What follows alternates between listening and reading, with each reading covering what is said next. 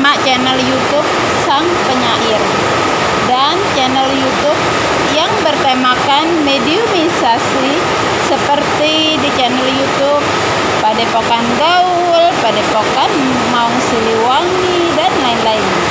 Di konten YouTube tentang mediumisasi sungguh sangat membuat aku penasaran. Siapa sih sesungguhnya yang disebut-sebut dengan nama Sang Hyang Nur Cahyaning Nirwana itu yang ada di alam goib? Alhamdulillah, tepat tanggal 5 Desember 2022, abahku yang telah mendapat gelar dari Allah dengan nama Sultan Al-Quran Hidup Akbar Sirullah Khalifatul Rasul Amiril Mukminin Al-Mahdi Imam Mahdi Kiai Mas Mirah Indonesia. Malah datang petunjuk baru untuk menulis tambahan di belakang nama gelarnya tersebut dengan tulisan Prabu Siliwangi. Hari itu beliau mendapat perintah dalam petunjuk untuk menulis di catatannya dengan sebutan Sang Penyinar.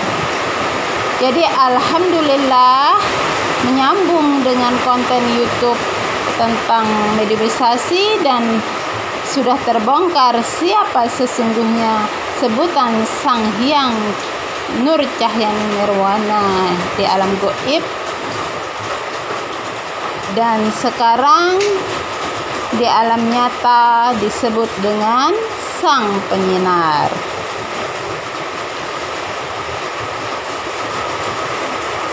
Dan untuk cara proses mediumisasi itu merupakan gambaran dari salah satu keilmuan yang telah dimiliki oleh abahku, yaitu bisa bicara dengan alam maupun isi alam, juga dengan ruh goib semua makhluk yang masih hidup maupun yang sudah meninggal dunia.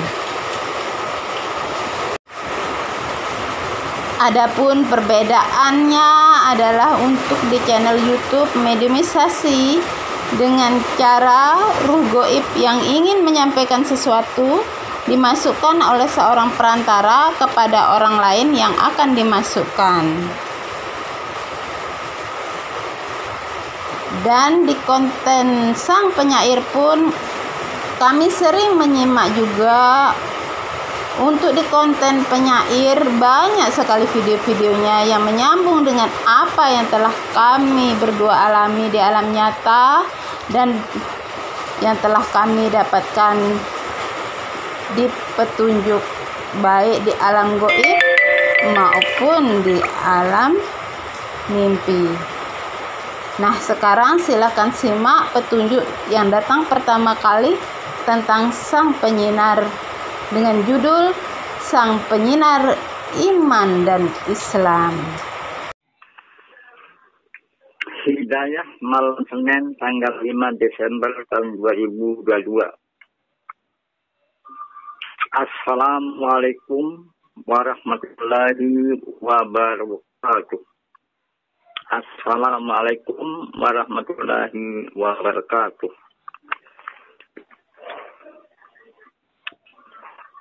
Sang Penyinar Iman dan Islam.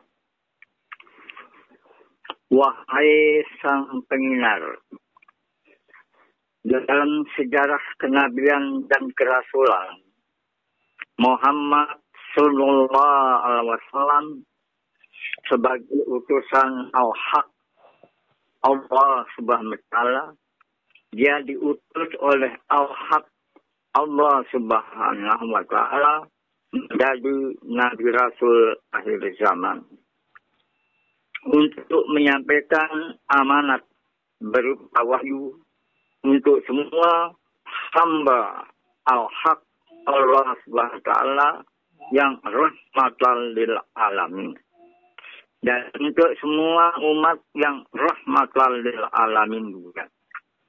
Nabi besar Muhammad SAW diangkat derajatnya oleh Al-Haq Allah Subhanahu Wa Taala menjadi Rasul akhir zaman.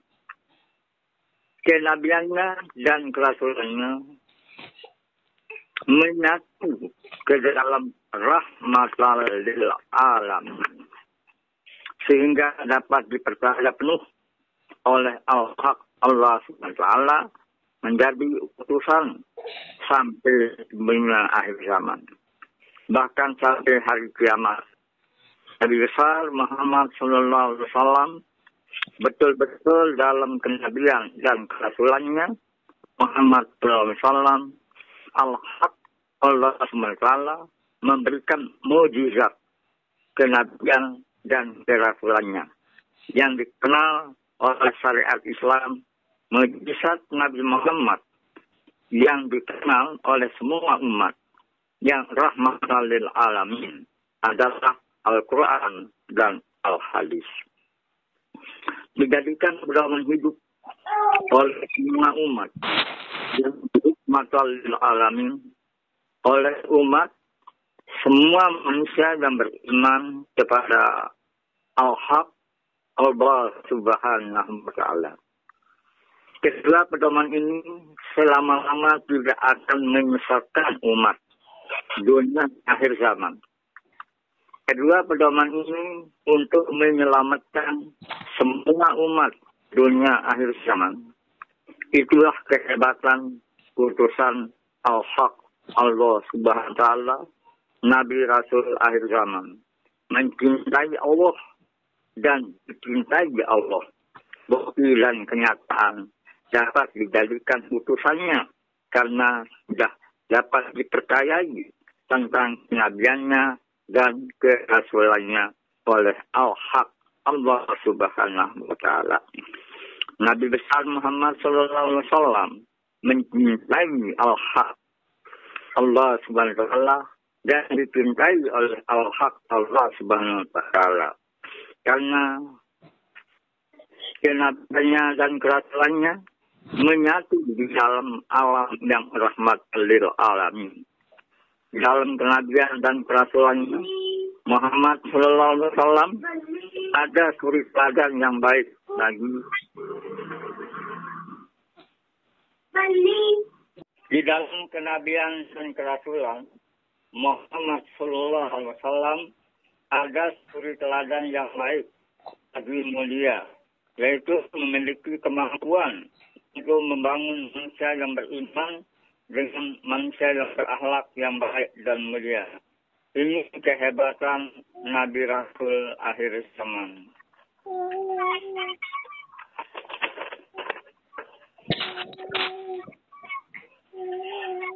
Ada 8 jalur pemerataan yang perlu kita sambung untuk memperbanyak pengenalan kita di dalam berbangsa, bernegara, dan beragama.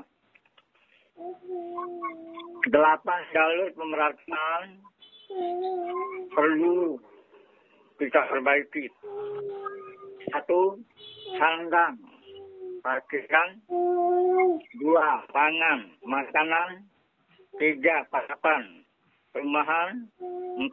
Pendidikan, menuntut ilmu. 5. Kesehatan, sehat jasmani dan rohani. 6. Kesosialan, rasa kasih sayang. 7. Keamanan, rasa aman. 8. Keadilan, adil dan sejahtera. Ada 8 sifat pemimpin. Sifat pemimpin. 1. Sifat bumi. 2. Sifat matahari. 3. Sifat bulan. 4. Sifat bintang. 5. Sifat api. 6. Sifat air. 7. Sifat angin. 8. Sifat samudera. Ke semua pemimpin untuk persiapan tahun 2024 ini sampai tahun 2027, pemimpin harus memiliki 8 sifat ini sesuai dengan keterangan sabda Paulus agar janji itu. 8 pintu surga yang perlu juga kita ketahui. 1. Pintu Muhammad Sallallahu Alaihi Wasallam atau pintu sholat. 2. Pintu sholat. 3 pintu zakat, 4 pintu puasa, 5 pintu haji, 6 pintu sedekah, 7 pintu jihad, 8 pintu silaturahim dan silaturahim. Barang siapa yang banyak menghadiri silaturahmi dan silaturahim, insyaallah umurnya akan dipanjangkan. Ini yang sering saya dengar di dalam dakwah-dakwah yang dilakukan oleh ustaz-ustaz pada akhir zaman ini. Nama-nama surga perlu kita ketahui, bukan pintunya saja yang kita ketahui, surganya pun harus kita ketahui bagi seluruh umat yang rahmatan lil alamin. 1, surga Firdaus digalikan emas yang merah. 2, surga Adnan digalikan dari intan yang putih. 3, surga Naim digalikan dari perak yang putih. 4, surga Ma'ba diciptakan dari jamrud yang hijau. 5, surga Darussalam diciptakan dari yakut yang merah. 6, surga Darul Mukammah diciptakan dari permata yang putih. 7, surga Mukamal Amin diciptakan dari permata yang putih. 8, surga Kholi diciptakan dari margan merah dan kuning.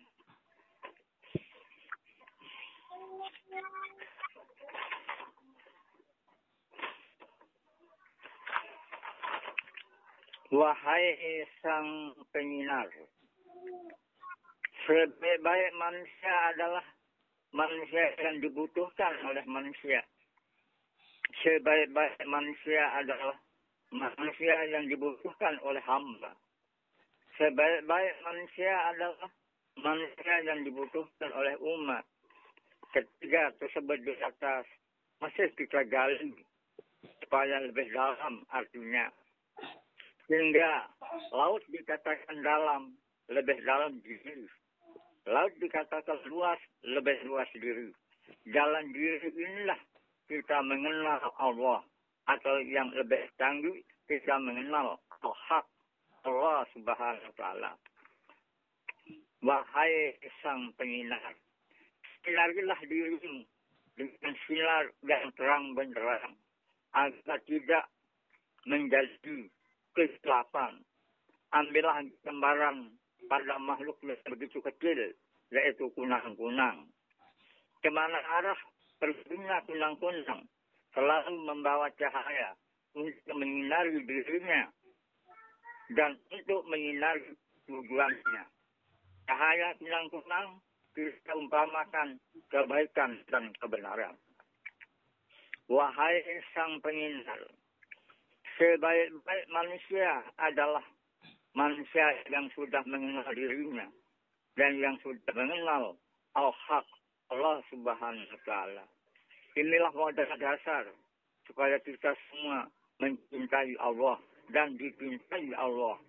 Sekarang lebih canggih, inilah modal dasar mencintai Al-Haq, Allah Subhanahu wa Ta'ala dan dicintai Al-Haq, Allah Subhanahu wa Ta'ala.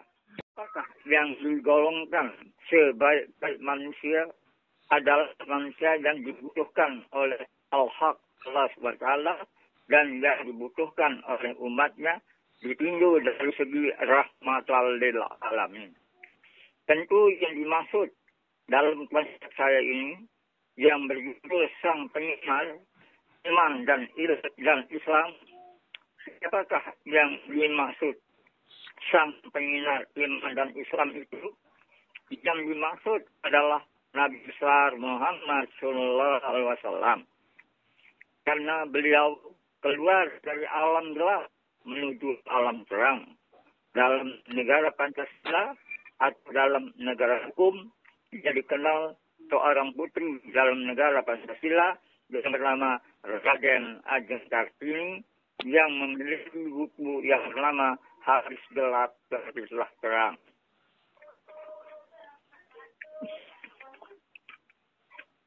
Jangan lupa subscribe ya. Semoga Allah tambah rezekinya ya. Amin.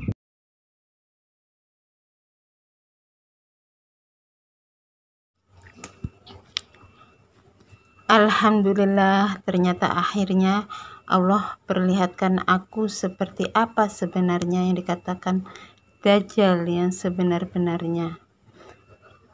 Ini jadi mengingatkan aku pada petunjuk yang dulu pernah abahku dapatkan, yang mengatakan hati-hati dan waspada terhadap Dajjal yang menyusup, merayap, dan menghantu. Ceritanya begini. Beberapa hari lalu, aku ditelepon abahku dan menyuruh aku untuk sampaikan pada umat tentang petunjuk baru yang datang seperti biasanya. Tepatnya tanggal 5 Desember 2022.